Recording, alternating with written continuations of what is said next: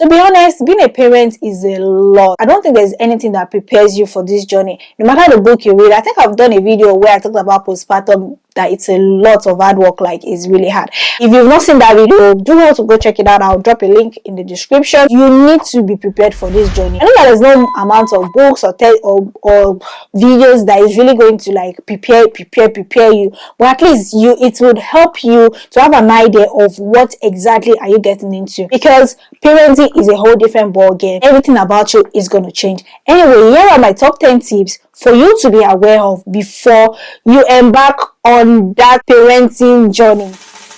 Hi guys, you're welcome back to my YouTube channel. On today's video, we're discussing things you need to know before you become a parent. The number one thing is financial preparation. You have to be financially prepared. Being a parent is no man's joke. Having a child is super expensive. So when I wrote here that parenting comes with significant financial responsibilities, including expenses of diapers, formula, healthcare, education, and more, it's essential to plan and budget for these expenses beforehand. So you want to ensure that you have lots of money saved. You're constantly buying diaper, baby food. If you're not exclusively breastfeeding, another thing you need to know is don't buy too much before your baby comes. Like I bought lots of feeding bottles and my baby didn't use any of it because I was exclusively breastfeeding. You don't know what your child will really like, so don't buy too much. I would say wait for the baby to come. All these things are easy for you to like get off Amazon and get delivered the next day if you really need it. But if you feel like you want to be prepared and all that, then you can get like all these things in like small quantity. Maybe like buy like 2 bottles. If you cannot breastfeed or if you cannot do exclusive breastfeeding, you don't have to beat yourself. It's okay. Formula is okay. Get your mind that you're going to be buying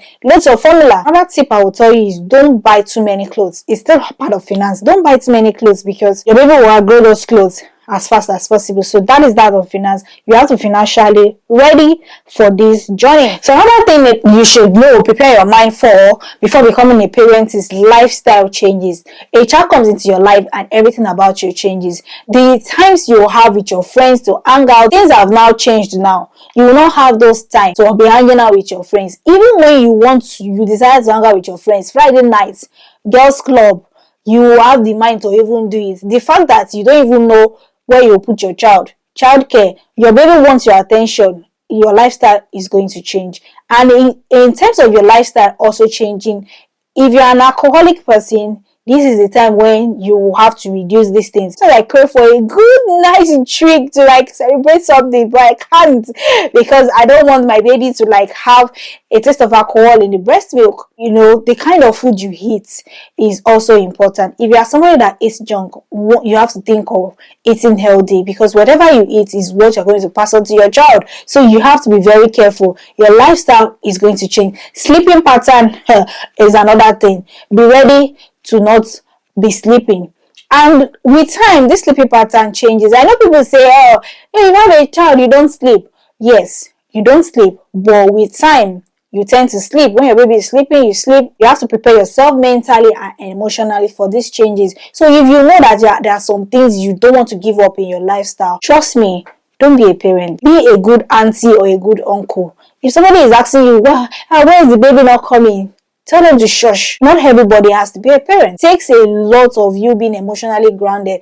Be sure that you actually want it. Because if you don't, you will resent this child when the child finally comes. Because the child is going to like take everything away from you. You will not have even personal time. A few weeks back, I was just thinking, oh, I'm doing exercise, but it's not even showing. See how big I am going every day. And from a size 8, I'm not like a 10 or 12. Like, it's so painful to me. You know, it's going to change a lot. If you know you cannot give up some things, then please, don't be a parent, because these are some of the things you need to know. Your lifestyle is going to change. When they say it will change, trust me, when you actually become a parent, be prepared that it will definitely, it will change. You give up some things. And sometimes you just give up these things effortlessly, even without you realizing it. But yeah, you'll give up some things. The next thing is you need support system. Remember that you need a support system. And on this support system, no. If you don't have a support system, don't beat yourself at it. Because when I had my baby, it was just me and my husband. After all, It was me and my husband that did it do. You should be ready to bear the consequences. With the help of Google, with the help of the midwives, your health visitor, they will tell you what to do. There are so many clubs that you could join that will be giving you tips on what you should do as a mother or as a parent. And having a strong support system in place can make the journey of parenthood much more smoother. So you can include family members, attend support groups is very, very good. Have friends that care about you. Your healthcare professionals, as I said, they are going to be of massive help to you. They offer guidance, assistance, especially if you are struggling to breastfeed the first couple of weeks when your baby arrives and you're struggling to breastfeed. These people will always be there to give you emotional and physical support if you need it. So the next thing is communication with your partner. When I talk about your lifestyle changing, if you are somebody that loves sex, trust me, when you have a child, there are two things that will happen. It's either your sex drive disappears. Your sex drive is high, but there's no time. Because when you guys actually plan, I'm going to do this, the baby is crying. You guys have to like communicate even before you become a parent. Let him know, understand where your partner stands. If I have a child and I'm not able to like help you, sex, we're not able to like do the way we're supposed to do it. Do you do? What do you think? How are we going to cope? How are we going to survive? How are we going to help ourselves? These are the things that you guys have to communicate, because you're a partner. When you have a child, there might be some distance. At least the first 6 months there might be, because it's a struggle for you to like have intimacy. Like I guess my husband is really, really trying, because I can go months like I don't even want to be touched. Don't touch me. But when I got married, when people say this, they will be like, why is she so heartless? You immediately like this, snatch back, 6 weeks, it's a lie. Effective communication with your partner is crucial. Understand where their head is at, understand what they think about this period, or what they are going to, how they are going to react. I know people will not know how they will react anyway in situations like this, but it's best to ensure that you both are on the same page and you are ready to work together as a team. When you have a child is when you'll be grateful that you have a kind partner. That is when you need somebody to help you make a meal while you're taking care of the baby. That is when you need a man that can change diaper while you are doing one or two things for the child. So yeah, communication is very key. Parenthood can be very demanding, and there are times that you have to start prioritizing things. What should I do first? Your house might be dirty. Don't beat yourself. When you can do it, you can do it. And if you have people around you that can support you and clean your house for you, then fine. If you think the house is getting too messy, nobody to help you, pay somebody to help you. Don't beat yourself about this thing. You have to prioritize your time, because so many times your baby are very clingy and you don't even have time for anything. They want to practically follow you to bed. I have to ensure that he's sleeping before I can run and do one or two things. So yeah, time management is very, very essential. Ensure that you prioritize your tasks, set realistic expectations, and find ways to balance children's responsibilities. Another thing is, which I feel like we being mothers, we lose our self-care, and some of us, we even lose ourselves in the process. Don't say you're taking care of your child. Have it in mind, at the back of your mind, that I'm still going to like make an effort to look good, make an effort to come out right, make an effort to make myself attractive to my husband. It's not going to be easy. This is something you want to know as a parent. Your child will go through different developmental stages. I found my husband and he's always like, the baby doesn't sleep by himself, he's always crying. But for me, if he's crying, I don't just want him to cry. I want to like know why he's crying. Maybe something is hurting him.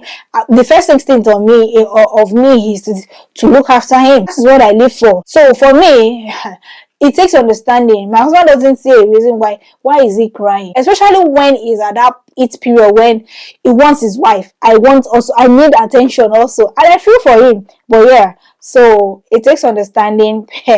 Be ready. If you're not ready to do the hard work, I suggest don't be a parent. So from 4 months, be prepared for cluster feeding. So your baby will be eating a lot. 4 months, he wants to eat all the time. Eat. Then 5 months, then he's not eating like that, and he's just stretching, wants to sleep. So there's going to be different developmental changes, and you have to like be celebrating these milestones. You have to be looking out for these milestones, because if your baby is not developing properly, then these are some concerns that you have to raise with your health visitor, or you have to raise with your pediatrician. So ensure that you are taking note of these milestones. So before you become a parent, you have to prepare your mind that if you have to have a diary where you want to record your baby's developmental milestones, then I think it's a good one. Before your baby start walking or before they start playing, they don't need toys. There are so many toys I bought. At the end of the day, it's in the wardrobe. He's not even attracted to it. Like, it's now that he has started holding things, grabbing things, that now the toys are attracted to him. But before, the toys, he was just looking at it makes no sense to him. So yeah, don't go ahead and buy toys and teddies and unnecessary things. Wait till when your child is like 3-4 months, but be financially ready for these things. And another thing I would say is, in terms of finances, if you are in the UK, the government will be paying you certain amounts of money.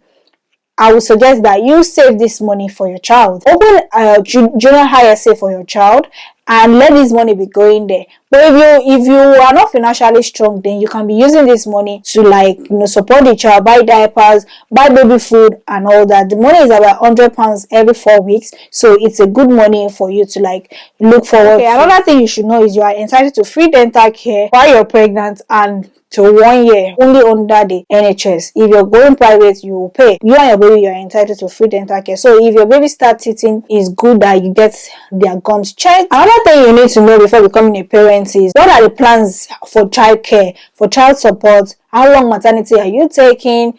You and your partner need to communicate. You guys need to talk about this. If you're taking like 3 months or 9 months after your maternity leave, what's the form of childcare? Are you planning to take your child to nursery? What kind of nursery are you guys looking at?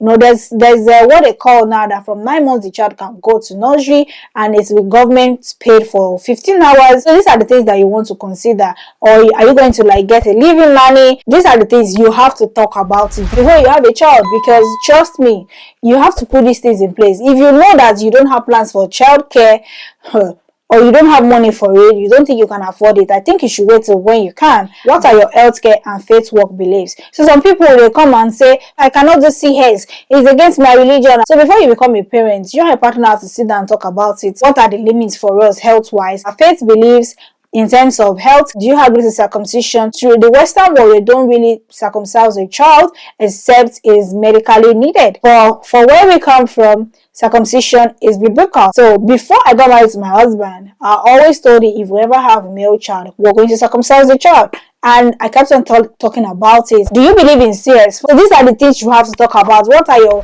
faith limits? What are your healthcare beliefs? I know people do change. Some people say they don't mind about something, then when they get to that stage, they will change their mind. Some people will say they don't agree to blood transfusions or vaccines, they are against it. And I'm like, why would you say you're against vaccines? You don't want vaccines, you don't want your child to take any vaccine at all. It's worth knowing what would be your options. If, God forbid, if something happens, you have to choose between the mother and the baby, who will go first, what will give way, and all that. Expect to experience a bond and love that you've never imagined. Once you become a parent, time shifts. What used to be a 5 minutes to go to the store, it will take like 30 hours. So imagine this morning we were trying to go to church. As soon as we got to the car, I started feeding my baby. By the time we got to church, we packed. I had to change him. At the end of the day, we ended up getting to church like 15 minutes past 11. You cannot start putting time in on the child. The baby will do whatever they want when they want to do it. So you have to prepare your mind. So if you have an appointment for 10 o'clock, it's best you leave your house like 30 to 1 hour ahead to give room for your child to cry, for you to breastfeed your child, for you to feed your child, and for you to do 1 or 2 things for your child. That's everything you need to know, or some of the tips I feel like you need to know before you become a new parent. So feel free to drop in the comment section some of the things that you feel like is essential for one to know before becoming a new parent. And so I'll catch you in the next one, guys. Thanks for watching, and I hope these tips are helpful to prepare you for motherhood or to prepare you to be a new parent. And if you find this video helpful, do well to share with your friends, do well to like this video and subscribe on this channel. Till I catch you in the next one, check out some of our other videos, and it's bye for now.